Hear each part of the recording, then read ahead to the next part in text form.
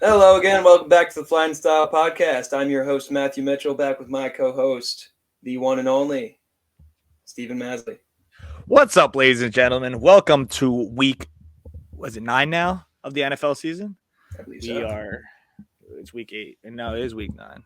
It's week I'm 9. silly. Hmm. But, 7-1, ain't no complaints. Got a tough one against Washington we're going to dig into. And then it's the greatest week of ever when we kill the Cowboys because I love to see Cowboys fans cry. Everybody loves a good Dallas week. Matt, what are your takeaways from last week's game, and how do you think we fared against this Commanders team with a final score of 38-31? Well, obviously, it was played out very differently than we expected. We obviously thought our defense was going to do a better job against their offense, and they did exactly the same thing they did to us in the first game, unfortunately. And I feel like at this point we probably shouldn't be surprised because somehow, no matter how bad the Commanders are, they always play us well. They always have. We always go back to saying it's a divisional game, and it's pretty clear that it doesn't really matter how bad this team is. They're going to play us well, and they did just that. And it was a scary game. They took the lead on us early. They looked like world beaters. Sam Howell looked like the next coming of Tom Brady for the first 3 quarters. Really, all four, to be honest, outside of that brutal pick he threw at the end. But it was definitely an interesting game. I didn't think we played that bad, to be honest. The offense played very well, I thought. Obviously, the 2 untimely turnovers within the 5-yard line can't happen. We need to brush that up. They need to figure something out about these turnovers, and they just got to hold on to the damn ball. I mean, turning the ball over in the 5-yard line is it's brutal. To spend all that time in a drive, make it all the way down there just to do that it's rough. And if we were playing any team other than the Commanders, it probably would have come back to hurt us a lot worse. So that's one thing that I want to get out there. But Hurts played his best game of the season, which was nice to see, especially on a hurt knee like he's playing with. You saw him get up a little gingerly after his first run. So that knee is definitely bothering him. So that's a concern to think about. But against the concern, like I said, he played his best game. He threw for 319 yards and 4 touchdowns on 29 for 38 completions. And he looked great. And on top of that, especially in clutch time, he looked even better. Throwing 3 touchdowns in the fourth quarter was huge for us. And I'm sorry, he threw 2. We ran for 1 with DeAndre Swift. My apologies. But scoring 3 touchdowns in the end of the game is huge. And we got to see that's the kind of offense we got to see out of Jalen Hurts more often again. Start to come back to that MVP form he was showing last year. And, keep solidifying himself as one of the best quarterbacks in the league. But I don't have a lot of complaints about our offense. Our defense was definitely subjective. I don't even really know what to dig into on this one because it wasn't really anybody specific's fault. It's just they were picking apart that zone, and we definitely have to clean that up. I mentioned it last week that it feels like our zones almost ran like they are in Madden, where the guys run right to their spots and get to their spots, but then leave these big gaps open. And they don't fill out the zone. They kind of just get to their spot and stay there. And I'm not a fan of the way that our zones have been run this year. It feels like every team has picked us apart, including Sam Howell twice and Mac Jones this year. And Zach Wilson at that, even though he didn't throw for a lot of yards, it felt like he was completing everything he wanted to on us. So we're making bad quarterbacks look good, and that can happen, especially coming into this week against the Cowboys. So, and going back to the divisional race and how well divisional teams play against us. Unfortunately, Dak Prescott does always play his best football against the Eagles. He always has and probably always will. So we're going to have to, do something to settle down that defense and get them in the places that they need to be. And hopefully we see a little more out of Kevin Byard because I didn't think he looked too great, but obviously I'm not going to hold it against him because it's first week in the program. Reed Blankenship looked terrible outside. He redeemed himself with the pick, but I felt like every single play I was watching Reed Blankenship chasing after somebody, which was a pain in the butt to watch, and James Bradbury also looked pretty atrocious. But once again, these are things I'm not going to call these players bad. They just had bad games. So hopefully they clean that up, get themselves in order. And this is the big test coming up this week. It's this is probably one of the biggest tests of Hurt's career, and it's the biggest test we'll see probably. I don't know. I can't say it's the biggest test we'll see this year because we're going to be seeing the Chiefs, the Bills, the 49ers. The 49ers have fallen off. The Cowboys are in my top 5 teams, and especially when it's a divisional game like this, and it matters for not only the playoff race but the divisional race. This is one of the biggest games, if not the biggest game we'll have all season. Well, I was actually super disappointed in this team how they played on defense. Just for the pure fact that they did pretty similar things as week 3. Week 4 when we played them. I don't want to cut you off too quick, but I don't have specific problems with the defense, but they're not changing anything either, which is that is my problem. I'm not exactly. No, it's absurd because you see Sam Howell go crazy against us in the first game. Not as crazy as did this game. He even did better. And it's I just don't see they're running so many just early action screens. They're just running short passes, little slants, and they're just getting open, and it's they just take. It was the Rams first half, but better. And this is a worse offense. This offense, they put up some of them, but on some teams, but other than that, they're just. I just don't think this team is good, and we let them stay in the game with us. I know it's divisional, I know it's this, but when you talk about a second game going against the same opponent, seeing the same thing happen again, it's just what happens when you go against a better team. This is we haven't played a defense that's top half of the league other than the Jets, and we lost. Yeah, and this is just you're rolling through. Obviously, you roll through them on offense. That's fantastic. But what happens when we play this Dallas defense? This Dallas defense is legit. It's good. Very good. They've allowed 52 less points than we have this year. So, it's that just scares me. That's my only concern of how we adjusted based on game 1, where it looked very similar and they're able to pick up those easy yards. Just made me more concerned. Just why did you let that happen again? You see it, you saw it, you have the recipe to try to solve it, and you still can't stop it, and it even got worse. I don't have excuses for that. Unfortunately, the thing we've been seeing with every game this year from our defense is that they play a bend don't break style, and they always allow yards in front of them, not behind them. And offenses are noticing this. We saw it in the first game against the Patriots. We saw it in the game against both games against Sam Howell. And frankly, we've seen it in every single game where they allow the short passes to be completed and then come up. And if you ever watch where the defense is lining up, especially the corners, 80% of the plays are giving about 10 to 15 yards of space, off the snap. It's ridiculous how large of a gap they're playing off ball. And I'm not a fan. I've never been a fan of the whole bend don't break look. It looks terrible. They get tons of yards. It makes the other team's offense look they look insane. And they never are. We haven't played a whole lot of good offenses yet. We've played a few. We've always played the Dolphins. My brain's moving a little too quick to think of the other good offenses we played this year. But there's not many. The Rams. It's not. No. Minnesota. No, it's basically, you're basically looking at. Yeah, I suppose you could say Minnesota, but barely. You could say the Rams, but barely, and then you could say the Dolphins. It just concerns me. I don't have anything else that's crazy about it. It's just annoying. It's more of a nuisance more than anything else that occurs just because to me against a team like that, because it just scares me because our offense played literally got we would have scored 50 points on this team if it hadn't been for the turnovers. Our offense was going down and driving every single time. And thank you, but we're supposed to be an elite defense, and we are roster wise. And you just can't.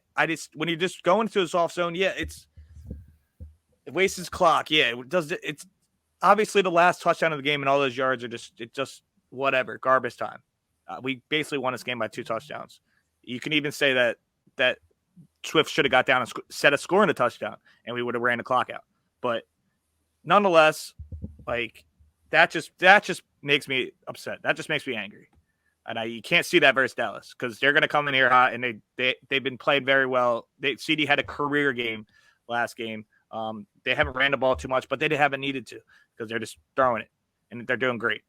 And that's what we're struggling with. So that's what concerns me. Yeah, I mean, they're reasonable concerns, but I don't have a great argument against it, but my favorite argument for the Eagles is that they really do just play good against good teams and bad against bad teams. I feel like, it doesn't even matter what era we're talking about. I feel like as long as I've watched the Eagles, that's how they've always played. They tend to play to the level of their team they're playing, and sometimes it looks really bad and sometimes it looks really good. So I'm hopeful that's going to be the case, and they're going to show up, the defense is going to show up in a different light than they did against the Commanders. But it's hard to expect them not to give up yards with that soft zone that they're running. And unfortunately, as much as I hate to admit it, Dak is capable of tearing that zone up, especially if Sam Howell is. You might be able to get he might be a little more risky with his throws than Sam Howell even, so you might be able to get a pick off him still because we know how Dak Prescott is a little bit risky with his throws, but he's a gunslinger, and he's gonna pick us apart for big yards if we don't fix it up soon. Yeah, and so is there any other points you want to make about this game? I feel like we're itching to talk about Dallas. Yeah, I mean, no, overall, I honestly thought it was a pretty good game. Wasn't very happy with the defense. Offense played great, but we stuck around the whole game. We did what we needed to do, and we got the win. So overall, I honestly would give the game like a pretty good grade. Like I thought we did pretty well. I mean, you got Schmitty back involved. You got AJ breaking Calvin Johnson's record for 125 plus in 6 consecutive games now, I believe. Yes. And so that's amazing. I don't care that's on Washington's defense, and their secondary is awful. Speaking of Washington, one more thing. They decided to trade Montez Sweat and Chase Young as soon after the week they play us. Of course, that's our luck. Niners, they trade Chase Young, so that's fantastic. He becomes their new sack leader on the Niners. Yeah, dude. Like, can we talk about that for a second? Yeah. Because that was such a ridiculous move by the Commanders. Because I've been seeing all year people talking bad on Chase Young, saying that he's washed and he's not that good anymore. Dude, he was great until he tore his ACL and was out for a season, and this is his first year back. He hasn't done anything. Like, people just forgot about him, it feels Matt, like. he has 5. He only played 6 games this year. He has 5 sacks. He's not playing that bad. No, not at all. Not even a little bit. He's going to be dangerous on that team. Now, freaking the 49ers, even though they've been playing terrible, they still need to find a quarterback because, unfortunately for me, but fortunately for you, you were very right on your call, and Brock Purdy maybe not being the guy. So, I was pretty confident that he, I didn't think he was ever going to be a game changer, but I did think that he was smart enough to, not make mistakes and get them to where they need to be. Just a consistent 225, maybe an interception, usually not. But he hasn't been doing that lately. He's been struggling. He's been making some poor decisions, and now they're in a spot where they're 5-3. Well, one common factor in their 3 losses is Trent Williams being out and Debo being out the last 2 games. That's what I know. Like, Trent Williams is a left tackle. It does. I'm not saying that's the reason. It absolutely makes a big difference. And speaking of, he's one of the best players in NFL just in general. Like, speaking of, that's something to note with the Cowboys game as well, because Tyron Smith is still questionable to play this game. I think he played last week, but he was out before that. So that's something else. Yeah, that's very big. It's like, I don't know, getting Chase Young next to on the opposite side of Nick Bosa, then you have Armstead and Hargrave in the middle. Like, are you kidding me? Like, the only thing, Howie is obviously a genius with his moves. He has been for the past few years. He's been doing great.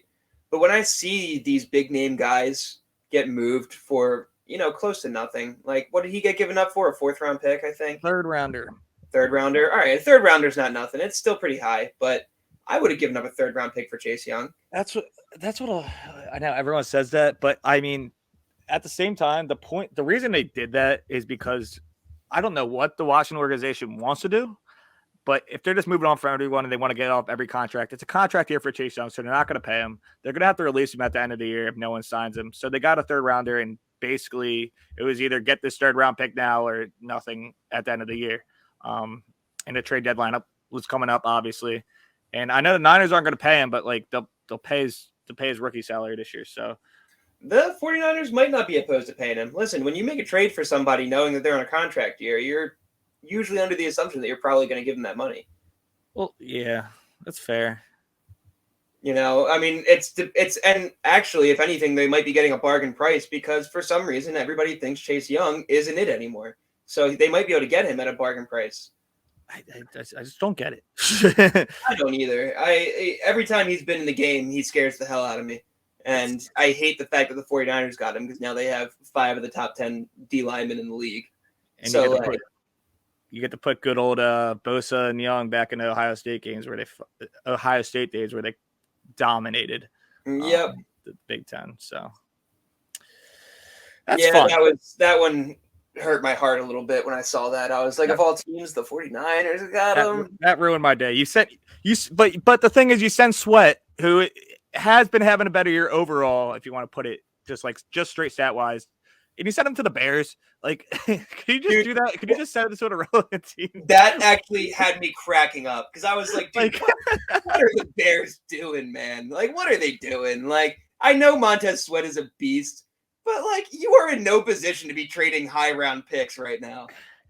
In the slightest. I didn't even look what they got him for because he said he went to the Bears. And I was like, poor guy. Like, this guy's I'm pretty sure it was just a 2nd-round pick, which, when you put it in perspective, I suppose, that's like using a 2nd-round pick on Montez Sweat, which would obviously be worth it in that regard. Yeah.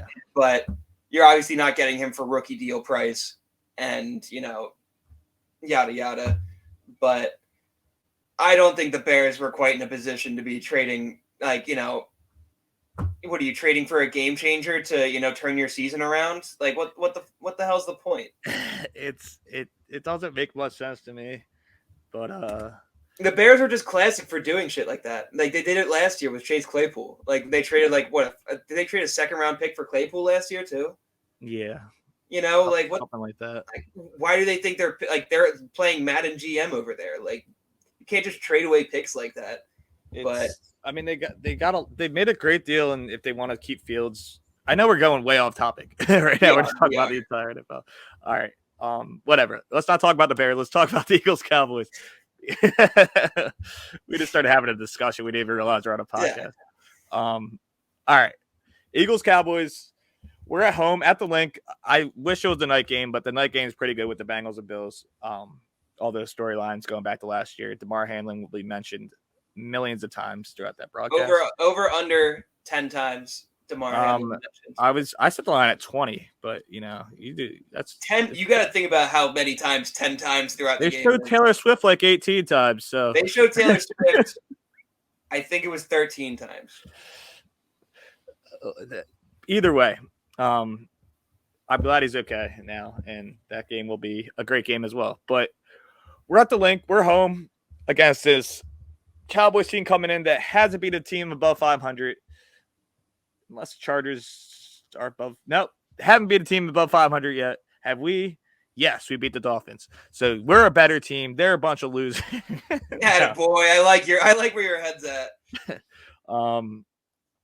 No, this Dallas team is scary.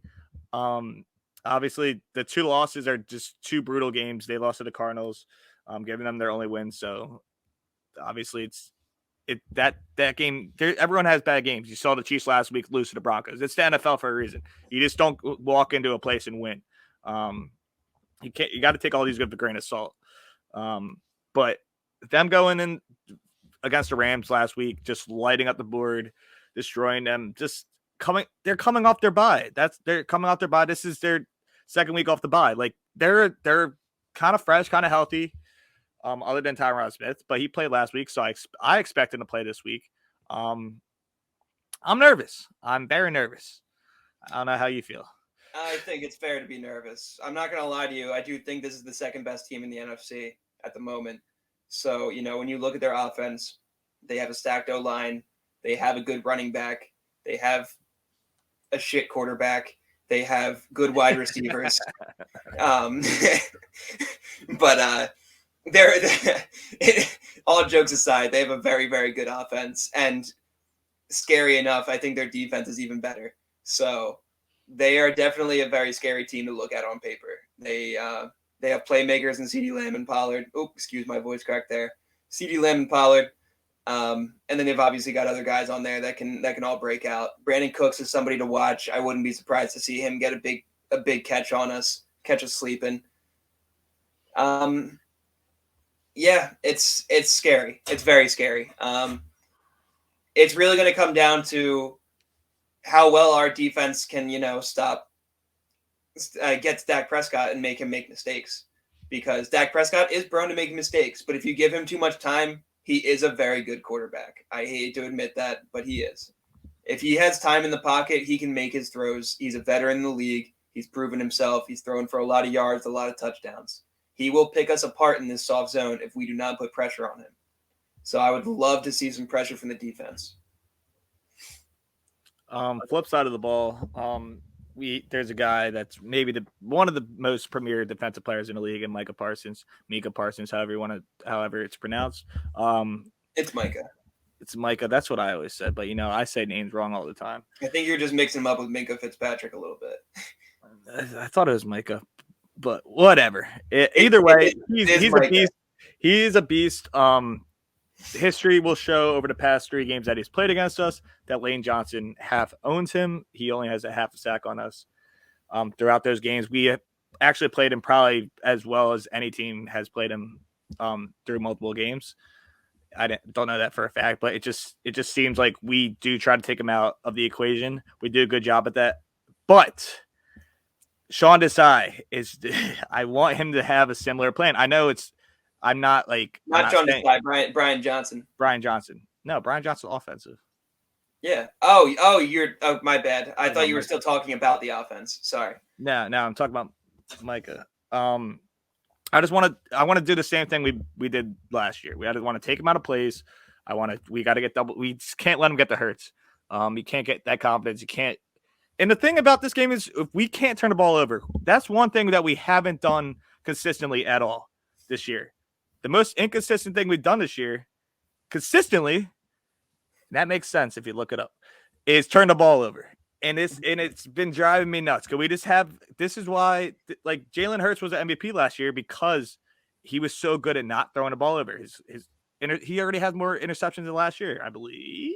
He does. Close. Yeah. By a decent margin, I'm pretty sure. It's by 2 or 3. Can we just focus on hanging on to the ball, protecting the football? I have just getting into the Gainwell fumble.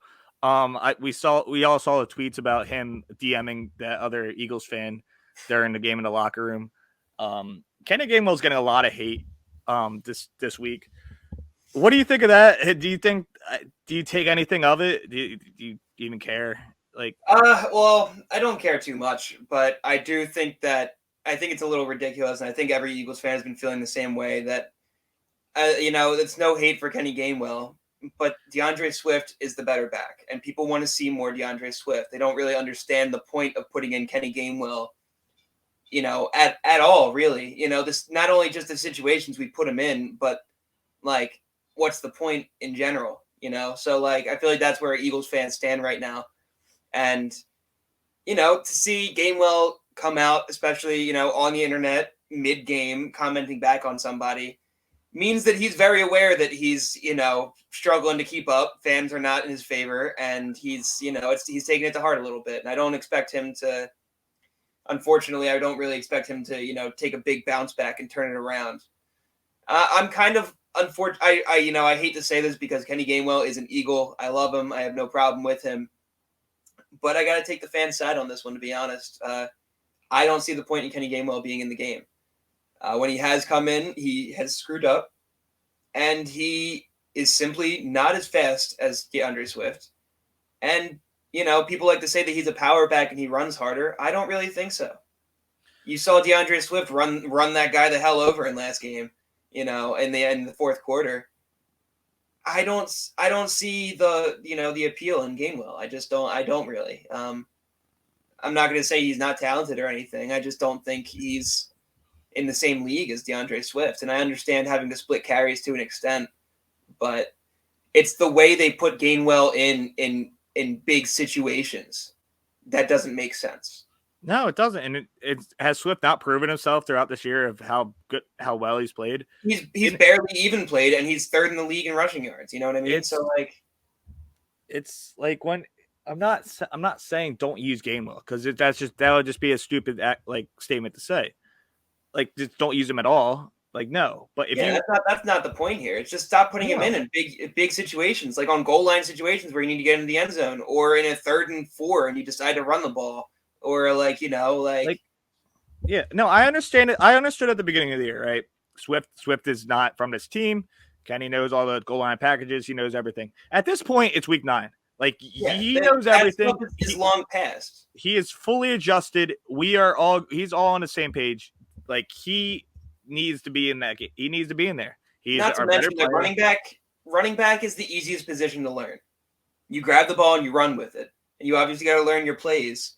But even still, like, for the most part, other than like your positioning, like, you're being told what direction to run. It's not very hard for running backs to learn the playbook. I would imagine out of all the positions, running back is probably the easiest position to learn the playbook in the first place. So, trying to make an excuse that he's not, educated in the system enough yet is bullcrap. So I just, like I said, I personally don't really see any purpose in why they're doing it that way. And it's no hate to Gainwell, not at all, but we should be seeing more DeAndre Swift at this point. He has proven himself as the lead back.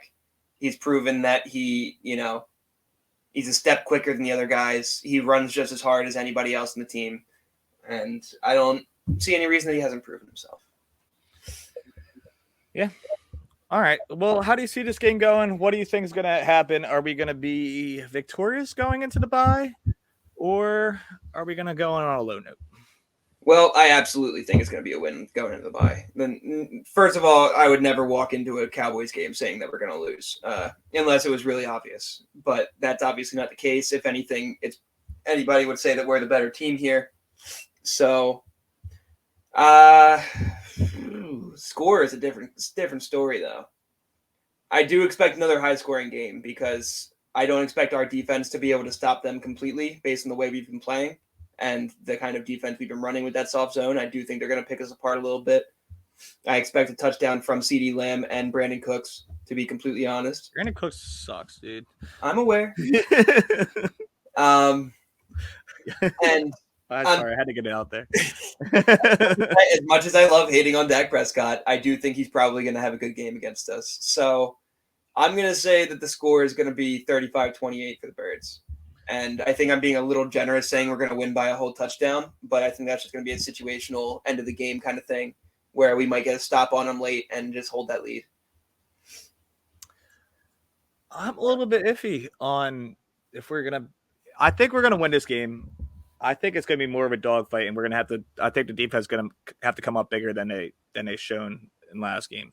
I absolutely think that. And this is a 50-50 game. Like there's no right or wrong answer here because this team has proven they're just as good as we are. I gotta stop saying I hate to admit it, but I really, really do hate to admit it. I don't like giving this team credit, but they have actually earned it this year and last year. No, and they're a good team. They're a really good team, and I get nervous if it's a high. Honestly, I get nervous if our defense crumbles like we did against Washington. We 100% lose this game. I think their defense is able to stop us at least like more than the Commanders. If that like they're able to like their secondary has been playing great even without Diggs. Gilmore's been playing amazing. They've debatably been playing better without Diggs, actually. Yeah, no, really. Like a lot of people have stepped up. Isn't the guy that replaced Diggs leading the league in interceptions right now? I think so. So that means Diggs was a system player. Exactly. Just getting that out there. But they have been playing great on defense, and I think that the way we win this game is going to be us forcing Dak to turn the ball over, and just like how we've done it in the past. I think it's going to be more low scoring than you think. I think it's going to be. I'm saying 24. I'm going to say 24-20. 24-20. I don't want them to cover. I'm going to say 24-20. I think that this game comes down to just a big play. I really think we get up early. I think we get up and active early. And I think they really settle down. I think it's a very similar game to the first game last year, even with was that Cooper Rush playing quarterback for them last year? Mm-hmm. Yeah, I think it's even similar to that, even with Dak. I don't think we get out to a 14-point lead start, but I think we chip away at them slowly, and we eventually have long drives and score touchdowns on them. But we need to step up on defense, and that's going to be my main concern for this entire game. I know we're going to be able to put up points if need be, but we cannot just let them roll over us like Sam Howell did. Like even Mac. I do agree with you earlier in the sense that I think that we either need to win or tie the turnover battle to win this game. Yeah. So I can definitely agree with that. If we lose the turnover battle, it's going to be quite the uphill battle. I aside from what you said, I actually think it's going to be really high scoring, just because I think that honestly, I have a weird feeling that neither defense is going to be able to stop either offense. So I think it's just going to be a shootout where you're just going to see them slinging the ball up and down the field, and we'll see. So to that point, other than the Jets, what defense is good that we played? Not many. I can't even think of anybody right now. So we've played New England. Their defense. New England was a decent defense, but they go back and forth. Okay, we put up 20. Actually, they're not. No, forget it. Never mind. They played us good, but they haven't played good since. Exactly. Minnesota's secondary is god awful. Tampa Bay secondary is god awful. Washington just a debacle. The Rams are decent at best. You can make them middle, and we only put up 23 points on them. We lost to the Jets. Miami's defense is horrible, but they're getting players back now. They're just not a good defense without Ramsey, Xavier Howard, and a bunch of guys they're missing. And Washington again. I'm just saying when the Cowboys played a legit defense, the only time they have this year is the Jets. They put up 30, but that was also because a lot of turnovers. Dak didn't actually play as well as that score entails. When they played the Niners, they only put up 10 points. And they played the Chargers, Arizona, the Giants, and the Rams. Like these, the Cowboys are a bit of an anomaly because they either like lose really bad or win really big. Like they're so random with the way they come into games. It's odd, but I'm just saying these are the two best defenses outside of Niners the Cowboys played where they got crushed. And this is the best defense that we played, and I can confidently say that so far this year. This is scary, and I think that people aren't expecting it because they just seen points because they're not great defenses. And I know we can score on great defenses, and I don't even know if I would call this Dallas defense great, but they're very good.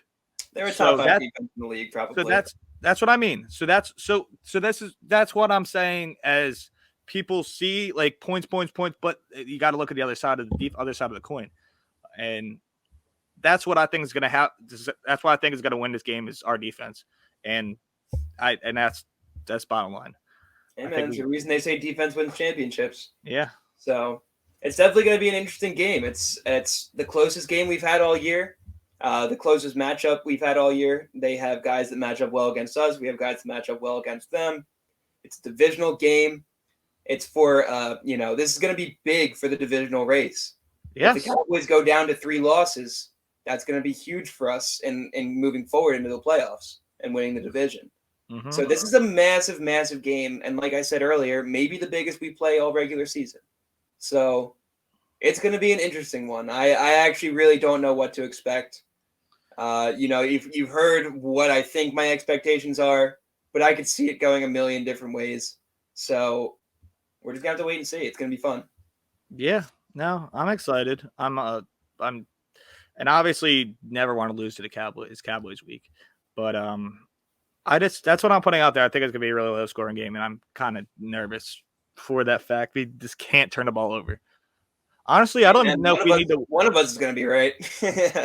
Honestly, yeah. I take the Cowboys, Joe. You take the Eagles. That way, we're one of us. Absolutely not. No, I hate the Cowboys. They've been irrelevant for too long to even care about.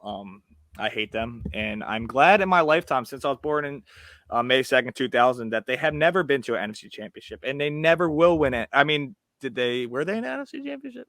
I think they weren't. They never won an NFC Championship, and they never won a Super Bowl, and I know that for a fact because I never will see it in my lifetime. So that is awesome.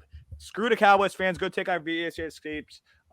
We are winning this game, and I hate every single one of you for existing, especially Philly Cowboys fans. I don't know if I should say that, but they're going to hate me for that. But you guys are the worst. They're actually the worst. You grow up in the city of Philadelphia, and you're a Cowboys fan. Oh, because my dad liked them when they were in the 90s because they were winning Super Bowls. Shut up. Go like root for your home city team. You live in a city and you're wearing a Troy Aikman jersey or Emmitt Smith jersey. Like, you literally just have no pride in the place you live. You are all right. I'm done. Hey, that was actually much more docile than I expected it to be. I'm trying to help Sean out and not curse. I'm biting my tongue, and I don't want to say bad words. Yeah. So don't guys, like. You heard it here first. I mean, you know how we feel about it, because I'm feeling the same way. Maslij just speaks it for me. He's my messenger. They're horrible people. I agree. I couldn't agree more. I mean. Well, not actually. Yeah. Some of you guys are okay. I met some of you guys. You guys are kind of nice. You guys get scared of us, but don't listen to those fans. If you're a nice person, don't take it the wrong way. We don't actually hate you. We just for this week, and maybe in the playoffs, we'll see. Well, and every other week, but yeah. No, we do hate you every week. We do. Yeah, we do. Any team that's playing you, but that being said, go Birds. Let's have a game. Let's have a good week. And let's hopefully come in next week with a smile on our faces going into the bye. I hope so. It'll be a big, big-ass smile. That's for sure. Yeah. So. But all right, guys. We're going to wrap this one up. Thank you guys for tuning in once again. We always appreciate it.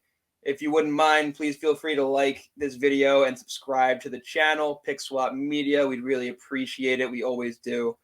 And once again, one last thanks for exactly. Maslij would love to give all of you one big smooch on the cheek if you would allow him. So, hide your wives, not your kids. Thanks one more time. Thank you for tuning in. We always appreciate it, and hopefully, like Maslij said, we'll come back with a big smile on our faces for next week, and we'll give you all the updates you can get, and we'll be back for another good one next week. Hell yeah. All right, guys. Go Birds. We'll see you next week.